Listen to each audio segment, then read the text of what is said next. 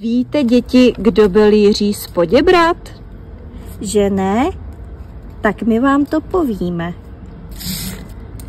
Jiří z Poděbrad, vlastním jménem Jiřík z Kunštát a Poděbrad, žil v letech 1420 až 1471.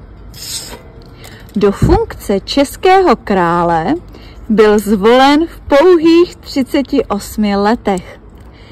V jakém roce to tedy bylo? Bylo to v roce 1458. Jiří z Poděbrad vstoupil do politiky už v 17 letech a jeho funkce v politice stále rostla, až dosáhl toho, že byl českými pány po náhlé smrti Ladislava Pohrobka zvolen za krále. Jiří z Poděbrad dával přednost jednání před válčením, což se mu většinou vyplatilo. Za jeho vlády naše země vzkvétala, a to i navzdory všem úskalím, jež v té době hrozila. Jiří vládl v zemích koruny české do roku 1469, dále až do své smrti udržel faktickou vládu pouze v Čechách.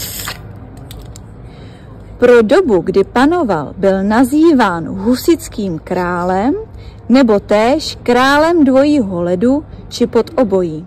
Za jeho vlády panovaly nepokoje mezi kališnickou většinou a katolickou menšinou národa. Jeho návrh na vytvoření mírové organizace předběhl svou dobu o několik století a je dokonce považován za jednoho z ideových předchůdců charty OSN. Pokusil se sjednotit Evropu v jeden spolek, ale tomu nevyšlo. Jednotná Evropa přišla až mnohem let později. Když už byl Jiří donucen jít do boje a čelit nepříteli, byl skvělý válečník.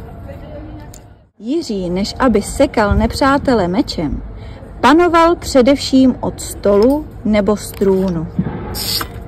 Holdoval jídlu i pití, což zapříčinilo jeho brzkou smrt kvůli vysoké obezitě a celkově nezdravému životnímu stylu. Zemřel v pouhých 51 letech v roce 1471. Jiří z Poděbrad je pochován v královské hrobce v chrámu svatého Víta na Pražském hradě. Byl jeden z nejschopnějších českých panovníků, který ale bohužel předčil svou dobu.